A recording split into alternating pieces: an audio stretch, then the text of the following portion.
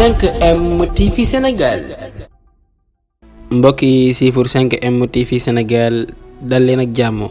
mbirum Pape Alé Niang lu doy waar lool. soxnaas Pape Alé Niang daal dinay dem ci koso ba dem seeti ki nga xam ne moo di borom këram di Pape Alé Niang waaye nag ma ngay xam ne daal na mu ko fekkee ak na mu ko gisee daal lu doy waar la lool. jamono ji daal greffe de la faim bi muy def daal ma ngi koy ëppi loxo. jamono ji daal ma ngay gën a jéggi dayoo. su teelul bàyyi loole daal mën na kaa jural musiba. loolee nag soxna moo ko xamle di wax ne rek instant bi daal boo ko gisee daal mënul sax wax bu baax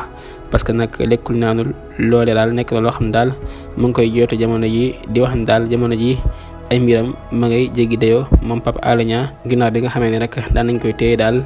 loolee metti ko lool ma tax mu amal greffe de la faim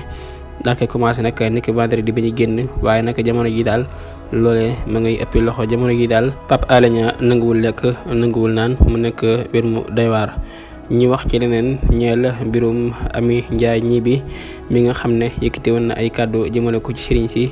ñii ne Serigne Moustapha Sy lay waxal ñii ne waxut ak moom ñii ne sëriñ sépp lay waxal moom nag avocat am daan na déposé ab plainte ñeel ñi nga xam ne ñoo ko dooroon. loolee nekk loo xam ne jamono ji moom la Sénégal yëpp di waxtaan. ci fàttali député yi nga xam ne ñoo ko dooroon kenn ki mi ngi wuyoo ci turu Massata Samb keneen ki Mamadou Niang ñooñee nag bëkk ci PUR nekk ci coalition Yewwi Askan Wi jamono ji daal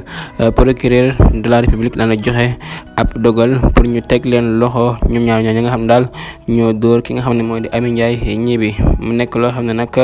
Sénégal yi bëri islam bi mooy seen coow ndaxte kat Amy Ndiaye ñi bi nga xam ne daal léegi ay kàddu la mu wax nag dafa ñaaw lool waaye nag ñi ko dóor daal xëy na nee na nag ñoom daal waruñoo dóor jigéen parce que nag dóor jigéen dafa nekk lu ñaaw lool waaye daal liñ mën a xam ci loolu islam bi daal jamono yi daal procureur de la République daana joxe am dogal pour ñu téye leen ñoom ñaar ñi nga xam ne daal ñoo bokk ci coalition Yewwi Askan Wi. voilà kon mbokki jox leen dig daje beneen incha allah ci 5M TV Sénégal jaa ngeen jëf ci ànd beeg 5M TV Sénégal. 5M TV Sénégal.